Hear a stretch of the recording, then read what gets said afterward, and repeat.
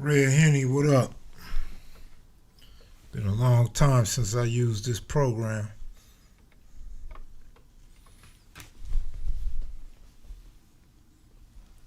Okay, I'm just getting a notification, so people should be piling in a moment. What's up with you though, dog? Everything good?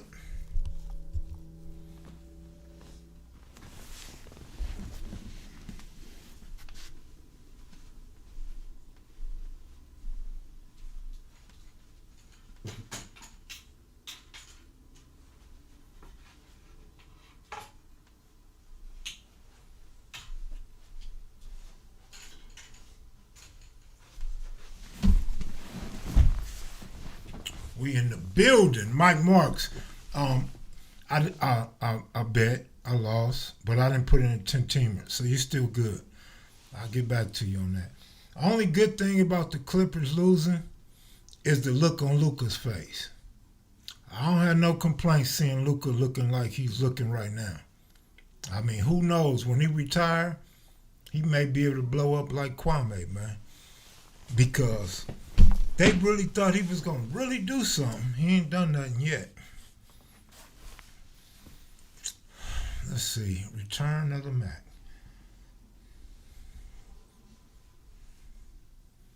You know I could hardly see. I don't know if y'all see me squinching my eyes or not. I can't read this shit no more, man. I'm officially going blind, man. I cannot see for shit no more, man. Modern technology done wore our eyes out, man. You know, we didn't have dry eye and tired eyes burning when you go to sleep and shit before. Even when we played video games as a kid, it wasn't as bad as these cell phones burning your eyes out, man. Wearing your pupils out.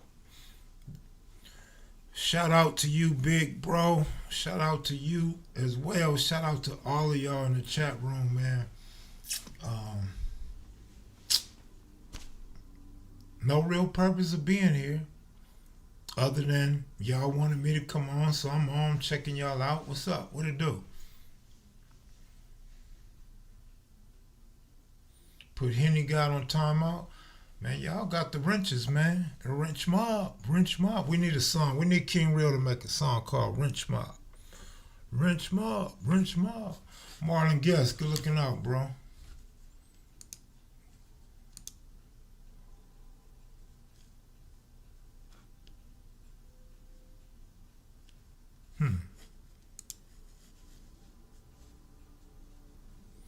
Klaus, what up, man? I didn't follow through on that interview, bro, because I'm still trying to find out how to stream from my other camera. Once I figure that out, then we could do our thing, bro. I've been real busy lately, man. It's too much going on, man. Trying to get all these videos up on a daily, man. It's tough. And then, I've been traveling back and forth to LA a lot lately, so I don't have a lot of time by the computer. And I haven't been getting enough interviews when I go out there, so that's the hold up, y'all. Switch hats on y'all real quick.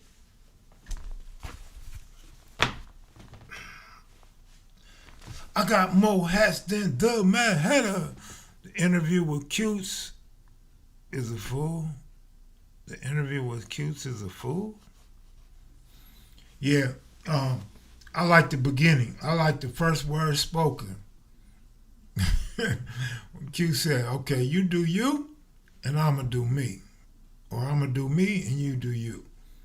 That was kind of funny. Q did the whole 360 spin and answered all the questions he could. It's a lot of people in the comment section being real critical of Q's. But don't listen to all of it. A lot of it's bullshit. Some of it's jealousy, hatred, envy, jokes, misinformation.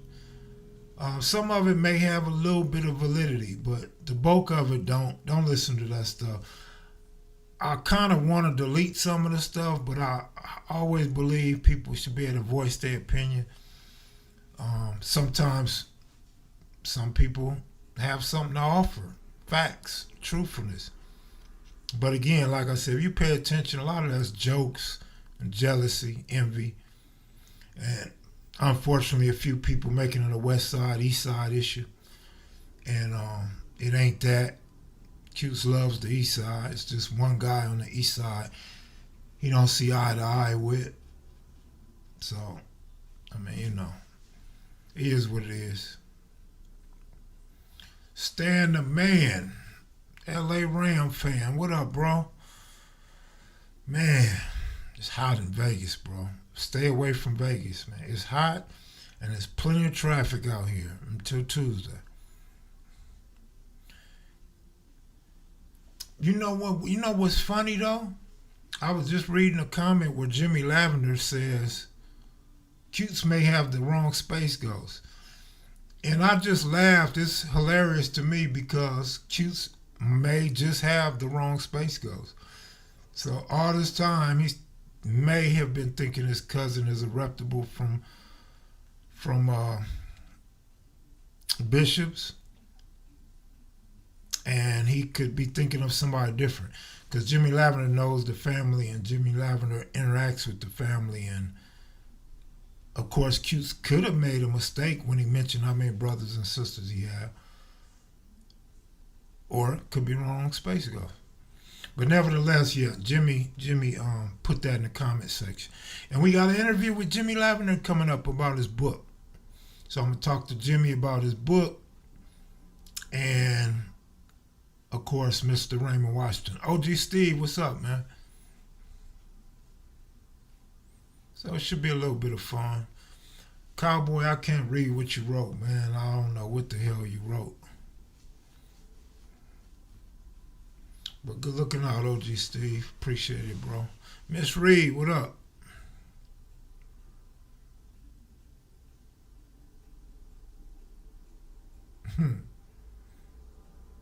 Scared money don't win, homie. I heard that. Urban Gorilla, I'm a huge Cuse fan. I understand you and filling in the gaps on how the NH got into the 60s, which is the catalyst to the NH car existence after Keystone interview is very necessary. Yeah, between Stone and Cutes, you can kind of recognize that their information was slightly conflicting, but the fact that Cutes was there before Stone even moved to the hood is big, and the fact that Stone influenced so many around that Western corridor in the 60s, both sides of Western, Crippen says a lot as well. I think Stone can speak from his experience, 73, 74. I think he can speak to that. But prior to that, I think it's good that Cutes could lay the foundation to tell you what was going on before 74. So that was a good addition to me. I didn't want to overdo it, too much Cutes and too much Stone, but ain't nothing else popping right now, and they seem to be the hot topics right now around my neck of the woods. So it is what it is. As far as the NH, I was talking to Cutes about that today. I kind of believe, don't take my word for it, just from my research. And I'm not saying my research is complete or accurate, just from what I learned. I think 8-9 neighborhood may be the first neighborhoods. And I think they were just called neighborhood at first. I know a lot of people were saying 6 Deuce neighborhood was first. I think Quake already, and I think Lil Doc may have. But I think a couple of people we interviewed already gave it to the 8-9s before 6 Deuce. But if I remember correctly, and that's a big if I remember correctly, from the LAPD gang maps, it was 6 Deuce, East Side 62nd Street. East Side 6 Deuce. I don't believe it was neighborhood when Odie Shaw was in YA. And I'm almost certain, but I couldn't bet on it because my memory slips me sometime and I don't have that map in my face at the moment. But I think 8-9 neighborhood was the first neighborhood. And so when Odie gets out of YA, he may have picked it up from the east side. He may not have picked it up from the east side. But we know the 111s came out with neighborhood in the hundreds on the west side around that same time. 72, 73, around that time. So, I don't know. A lot of guys, I'm realizing a lot of guys' dates are about 1 year off. That's whether you're talking about east side, west side, or Compton. Depends who you're talking to. Some people say Crips started in 68. Some people say they started in 70. Some people say the west side started in 71. Others say 1970. Same with Compton. Some people say 1971. Other people say 1972. So it's kind of hard to really, from somebody that's young, to really figure it out. And Inglewood, I found a map with Inglewood Crips on there in 1972, I believe. 72 or 78, but I think it's 72. So that does show Inglewood's existence as 72. Plus, we already have newspaper articles of Mike Christian, and we got several people from Inglewood already saying they was fighting dudes, Crips in Inglewood and Morningside. So I don't think there's really a discrepancy with the Inglewood Crips. I think some people are just ill-informed. People don't remember or don't know about them. But they definitely existed, and not only was in newspapers, but recognized by the LAPD.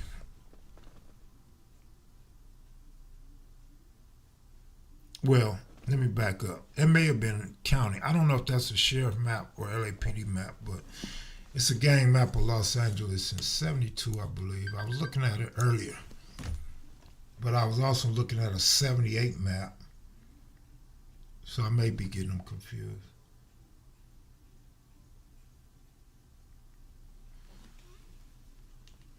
And I can't see what the hell y'all writing, so I can't even respond to that shit.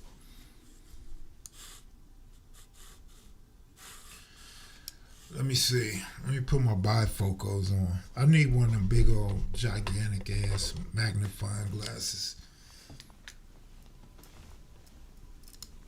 Oh no, I still can't see that shit. I can't read none of that shit. Maybe if I put on some fake lokes. Oh hell no, it's black. It's a blackout. Can't see shit.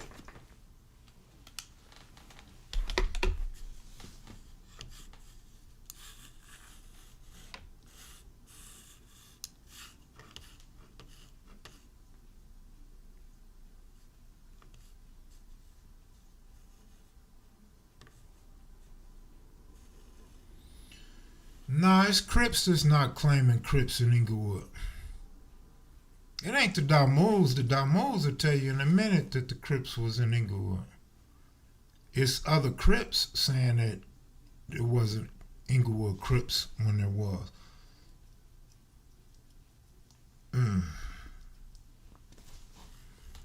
And plus Inglewood Family in 1973, so the Crips was already there before Inglewood Family, according to a lot of people that attended Morningside at the time.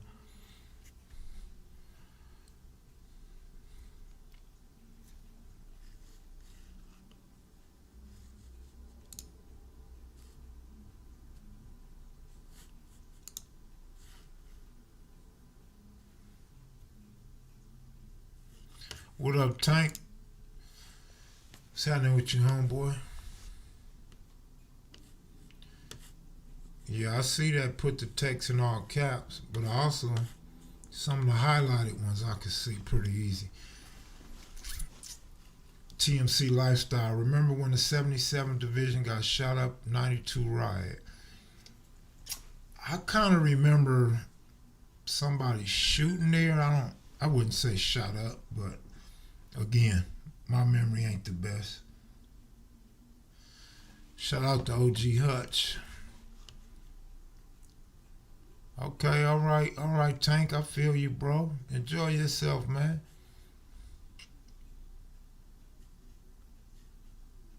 Tell her I said hi.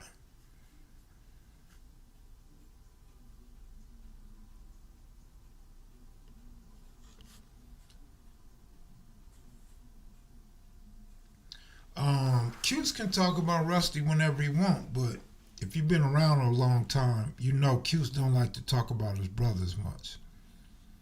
He'll tell a story about Rusty.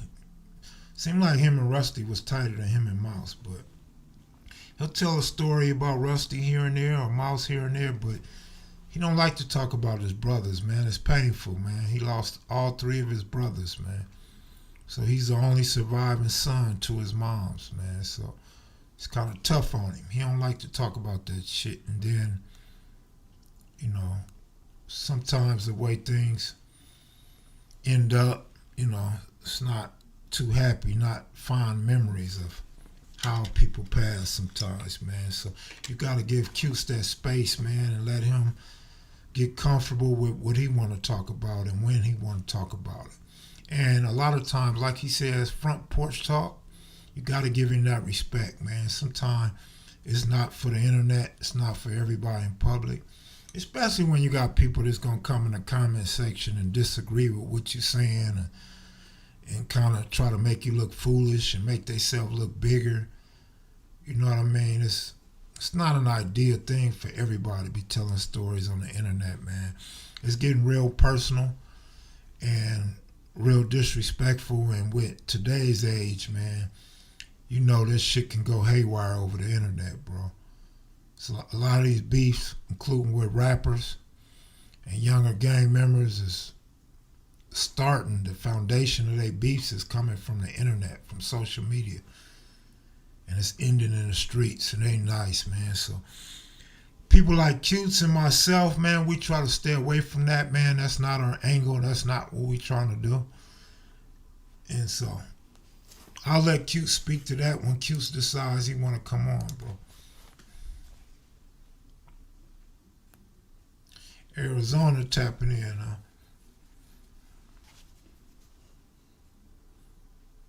Yeah, I met a dude yesterday. I was walking in Vegas and I met a dude from New Jersey, originally from Brooklyn. Yesterday, he recognized me and he gave it up for Cutes and Rockhead. He said those were his two best interviews, man, Cutes and Rockhead. He said he watches kevmacvideos all the time. So that was cool, man. I stopped and talked to him for a moment. I'm looking old school, bro. I just threw my hat on, man, you know.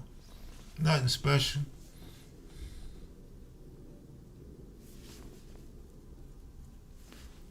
Who you think won that Cutes versus Mouse fight?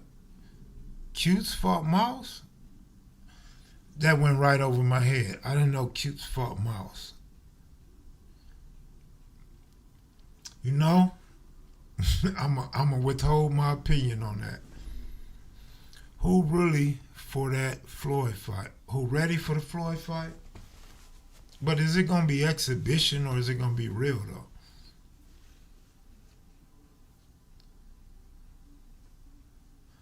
Shit, I've been all right, y'all. I've been getting a lot of phone calls from prison lately. A lot of phone calls from other hoods lately. So a lot of stuff in the works right now. We'll see what comes through for y'all. Happy holidays to you as well, Archie. You know, my mother always told me, man, ain't nothing happy about Memorial Day. So I'm going to leave that right there.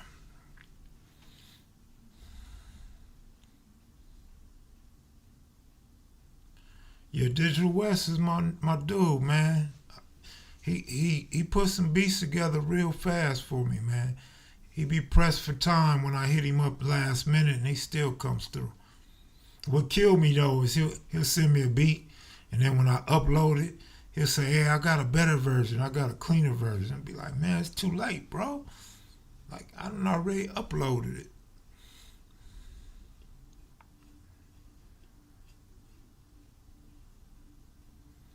Oh, you missed my lives? Oh, that's what's up. I wish I could promise you that I'll give you a live every night, but I just can't do it.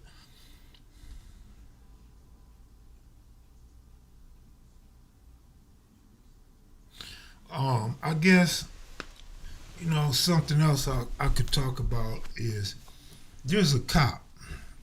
There's a cop in the comment section, an ex-cop in D.C., And, he's voicing his opinions, which is fine. But I noticed he called me broke. So I was a broke dude. And basically, I won't have no life when gang interviews play out, gang history plays out. I noticed Charleston White said I was broke and don't take care of my kids. Q's called me and said, man, you should start asking for money, man. You should start telling them what the money's for and why you need it. And I just listen to Q's because I've told Q's in the past that I don't want to do it that way. When I do, but I don't want to make it a point so it look like I'm panhandling or begging. But the way Q's put it to me, and I start thinking about how these dudes are criticizing me, calling me broke, I said, you know what? It's true. I am broke. So what you do with a broke dude? You just put him down and you keep calling him broke? Or do you donate to that? Do you donate to that guy because you see he's working, you see he's traveling, you see he's staying in hotels to get this work? You know he got to pay internet. You know he got to have light bills. You know he got rent. And he's bringing this content for me to look at, enjoy, share, and criticize. So I got to thinking like, man, motherfuckers is loving this. They loving it. They tuning in. They talking about it. They got them talking. They learning. But at the end of the day, they can only say, he's broke. He a broke nigga. He ain't got nothing going. He ain't gonna ever have nothing going on. But won't help. Like, nigga, what type of nigga are you? That let me know where your heart is right there. It let me know that you just hating off the top. It's all hatred. It's all personal. That's why you're attacking me personally. And I'm like, damn. I'm like, this cool though. Because I don't take care of my kids. For the record, my kids are grown. All three of my kids are grown. So right, you're right. I don't take care of them. They're grown. They take care of themselves. When they need me, I'm there for them. Ask them. I got three of them. Ask them. Don't go making assumptions and taking personal shots at somebody you don't know and don't understand and that you envy and low-key jealous of. I mean, it's easy to criticize, but where your work at? And don't tell me you got some type of pension and how much money you making because I ain't asked you that shit.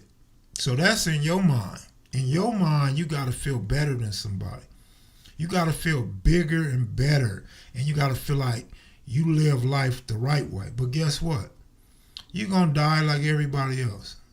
If not, hit me up when you 500. Let me know you made it for 500 years. You're not finna live no longer than nobody else because you retired early.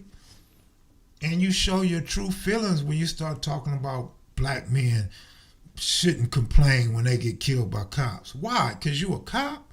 Come on, man. Keep that shit 100. If you got a daycare, what you teaching them black kids that they should die by the hands of police? Are parents really bringing kids to your child care, to your daycare, knowing how you feel about black kids and black teenagers, black youth? Like, how do you even have a business? How are you in business? Like, nigga, you are the Klan Time 10.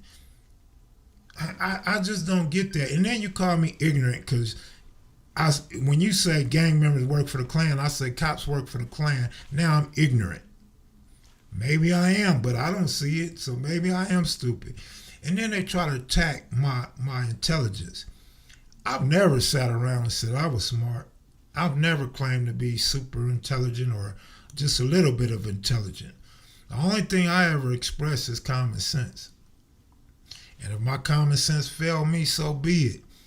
But I don't see how a gang member works for the Klan and a black cop don't. I just don't see it. Again, maybe I am ignorant. I don't deny the fact that I'm ignorant. But one thing about me, I understand the gang culture. So if I see somebody belittling it, I'm a stand up for it, or I'm going to try to let you see how people from our perspective feel about your occupation and your lifestyle. And if you can't take it, don't blame me and say I'm in my feelings. You the one ranting and raging and following me and commenting on the videos that we create. I don't get that shit, but I know one thing, this shit is getting tiring. It's getting old. It's getting old and tired. Like, you niggas gotta stop criticizing so much. It's so much hatred. Good looking out to Paul Mitchell, man. Appreciate that. And you know, like Q say, like S-Mac, like everybody say, if you got 104,000 followers, if just half of the people donate $1, you know what I mean? $1 a month. 50,000 people donate $1 a month. It ain't gonna hurt you. And then we won't have haters talking about KevMac's broke. I'm bringing y'all all this content like Q was telling me. Do you know what I go through to get some of this content, dog? I mean, one night I had to sleep with Cutes and his dog, man, in a room. Another day I traveled with no food money, but some Mac kids and maniacs blasted me some cash apps and I ended up cool, but I trusted that I would be cool. That's why I went to LA in the first place. And then my partner Stan looks out. You know what I mean? And there's so much other stuff you guys don't see. The people talking shit, the people that see me and want to talk to me, even like the viewers that want to meet me and stop me from doing what I'm doing. I can't even go out on a cool date. You know what I mean? I definitely can't be doing nothing ill to where viewers see me and be like, man, I seen KevMac doing this, that, and the other. It's a lot to go on with this shit, and I'm not saying nobody have to do anything, but I'm saying for those that be hating but really loving the videos, if you really appreciate the shit and you tuned in, why not? Man, it's $1. I used to shoot Jamel Barnes money, man, all the shit he was talking, and he was targeting me, and I was still shooting him money. So why you can't donate something when you talk shit about me? That make it more fun, man. And let me know that you're not really hating, you just don't see eye to eye. You feel me? OG Steve, good looking out. That's all the time, though. But it's just funny, man. And then, like, my footprints is all over the internet now, man. I mean, you everywhere you go, you see people in the comment section referencing KevMac. Whether it's a good thing or a bad thing, it's a thing. Anyway, happy birthday to Mama Boo. Mama Boo was a cool interview. I guess it came out all right. We'll see what the numbers look like in 2 days. Good looking out, G-Funk. Appreciate it. But she was a real good interview, and I didn't know at the time. I actually forgot to ask her about the motorcycle club and the motorcycles. But she didn't tell me that her father looked the way he looked, so now I'm curious. Was he Indian? Was he Mexican? Was he Puerto Rican? Was he a red-bone black dude with, like, just good hair like a Latino or what? You know what I mean? Because I could have dug into that. And then I missed that he was from Hunters. I would have loved to ask his name and, you know, how long he lived in the Nickerson Gardens or whatever part of their hood he lived in. So I missed some stuff. She would be good for somebody else to pick up and fill in the holes or to come back on KMV and answer those questions for me. She got a lot of good pictures. She speaks well, and she's self-educated. I hadn't realized she had done so many videos on other channels until I was putting hers up, and I put her name in the search engine, and I was like, God damn, she got all these interviews. I could have went and looked over them. I wouldn't have did it anyway. Looked over them and seen what I could have asked her and what direction to steer that interview in, but I didn't. So she'd be good to come back on this program or another program and complete that interview.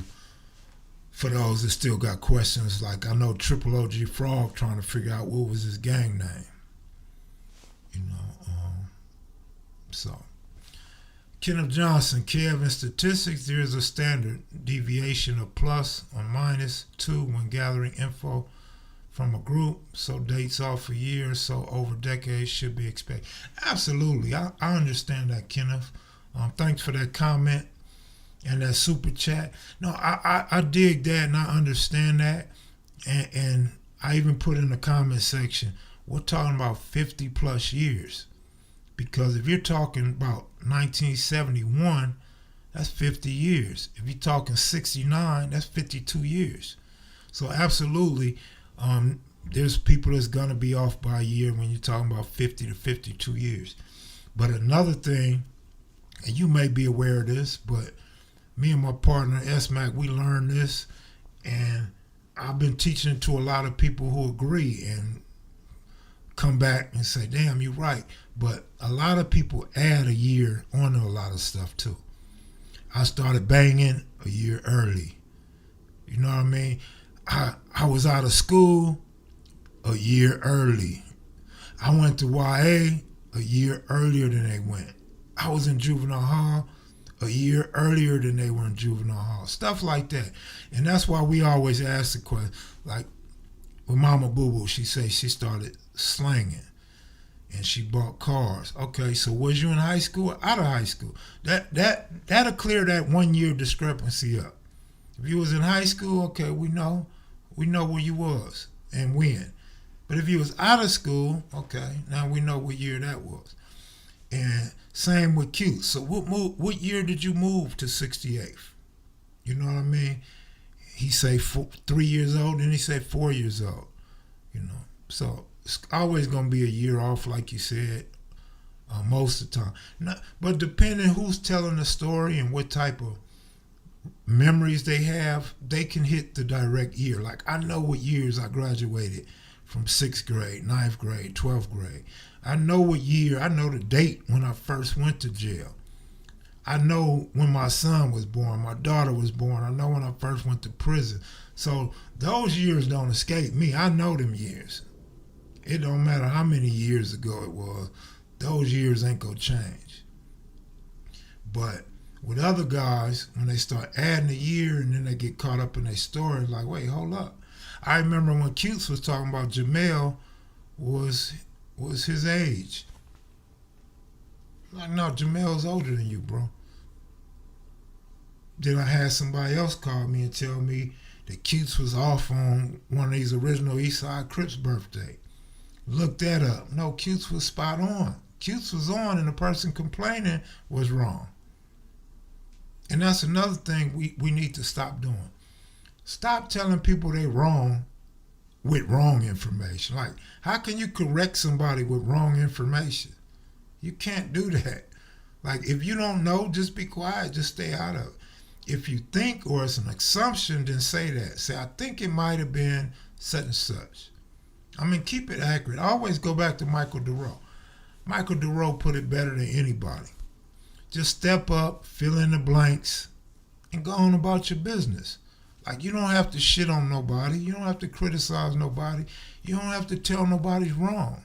Just fill in the blank or correct the information and move on. Like, we don't have to make this a competition or like we giving out numbers, a 9 or a 10 to the person that's most accurate. Most people really just like a storyteller, somebody that could articulate a story and take you back to the early 70s with the language, the dress style, the scenery, stuff like that. Aya Wise, good looking out. And whoever I missed. Big Devil, what up? Nah, my memory is bad, but I'm saying things that are important in my life. The timeline of my life is pretty easy. It comes pretty natural to me because I remember those impactful moments in my life. So it may make it seem like I got a great memory, but for real, I read so much shit and put it in my short-term memory bank. I don't remember everything. I could remember a little bit of it, but I may not remember the most important fact to some of the conversations that I've had a lot of years. But when it's pertaining to me, I could pretty much figure out the years that certain things happened with me or what was going on around me at that time. But I don't know how people get the 68, 69, 70, and 71 confused. The conclusion I come to is everybody didn't know what was going on all over the city. So what might have been going on in the 60s and 80s, they may not have knew what was going on in the hundreds or in Inglewood, and vice versa. What was going on in the hundreds, they may not know what was going on in the 30s or the 90s. You know, they may and they may not. But I don't think everybody know everything. And so that when you think something started a certain year, it may have started earlier or it may have started later. But there's documentation on the Inglewood Crips, so I don't think there's much discrepancy on that. Black Warrior Spirit, Brim looking nice, as my big homie, rest in peace, used to say. Anyways, much love from Cali Bay area, under radar. At this point in time, I like to salute you, Black Warrior Spirit, and pray for the Golden State Warriors for such a horrendous season, 2 years in a row. I know you guys need Klay Thompson, but I think you're going to need a lot more than Klay Thompson, bro. To my Lakers, I have no comment about the Lakers right now.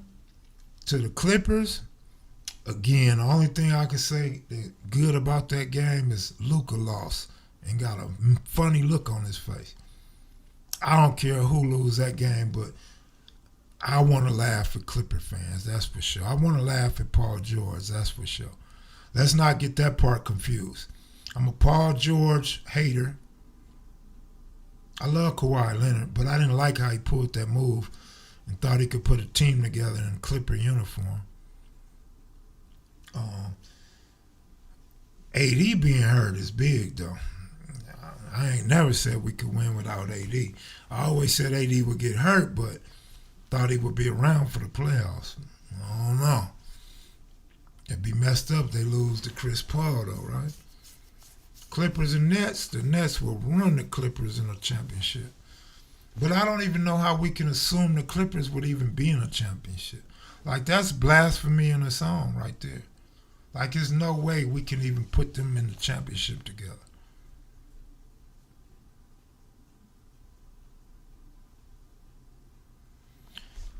Harden, shit. Kyrie, Flake Griffin,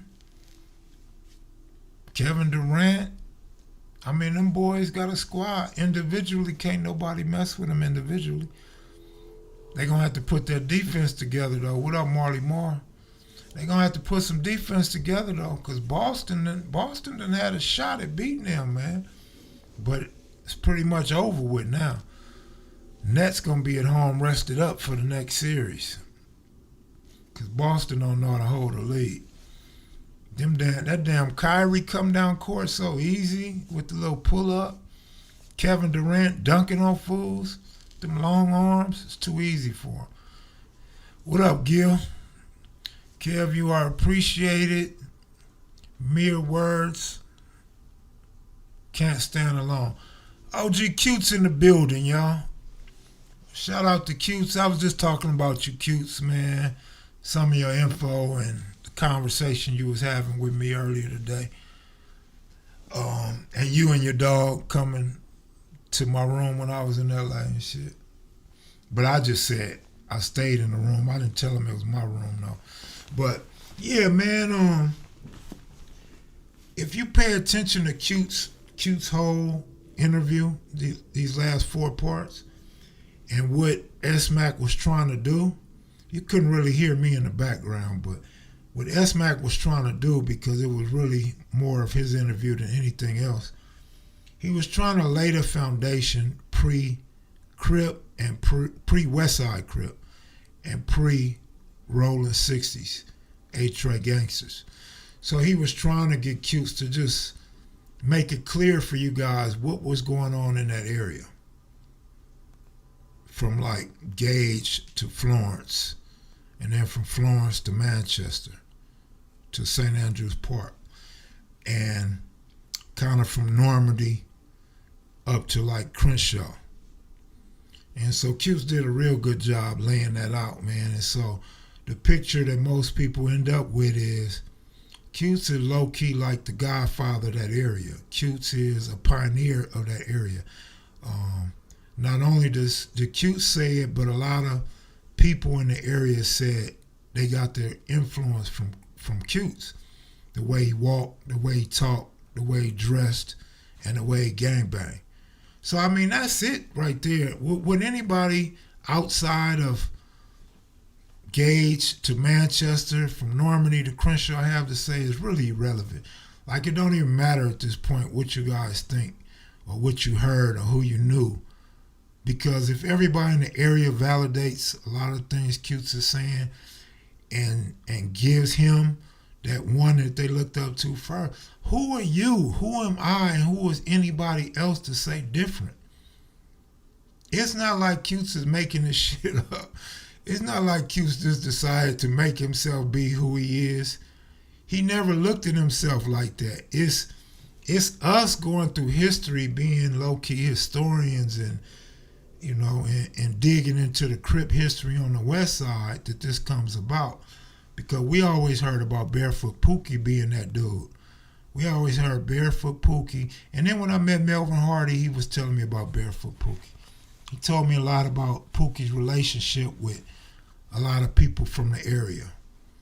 And Cutes agrees with a lot of that stuff.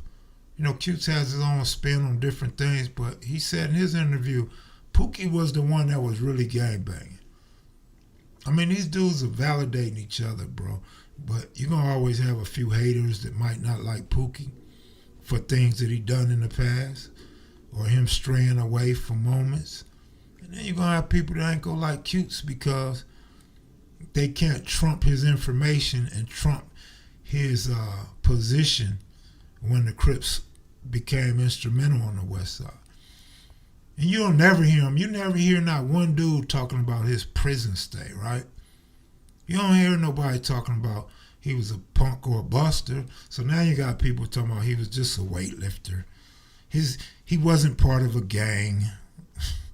Man, this is obnoxious, so disrespectful. It's crazy. And then another thing about this history, if you come from a certain section of LA, Inglewood, Compton, if you come from your section and you or even unincorporated over there where the Carvers at or the Low Bottoms, if you're not trying to step up and give a little information or a little bit about yourself, just go sit down somewhere then. Don't not want to talk but then want to criticize. Just go sit down in the corner and be quiet. Put a mask over your mouth. Stick a bandana in your mouth. Act like you just got kidnapped, robbed, and accosted. Because nobody needs to hear what you got to say if you're not going to come out and say it to everybody and open yourself up to the same criticism. See, that's what I was telling Big Keystone. I told Big Keystone, man, you may have something to say about somebody else's interview, but until you do an interview, you're not going to understand how much criticism you're going to get. And of course, Keystone does his interview, and of course, I've been getting calls ever since Keystone did his interview. But now Keystone understands it, and he's told me at least 3 times, I see what you was talking about now. Because there's so much that comes along with an interview. Unfortunately, KevMac got to field the phone calls and hear all these conversations and shit. So I got to play mediator and shit.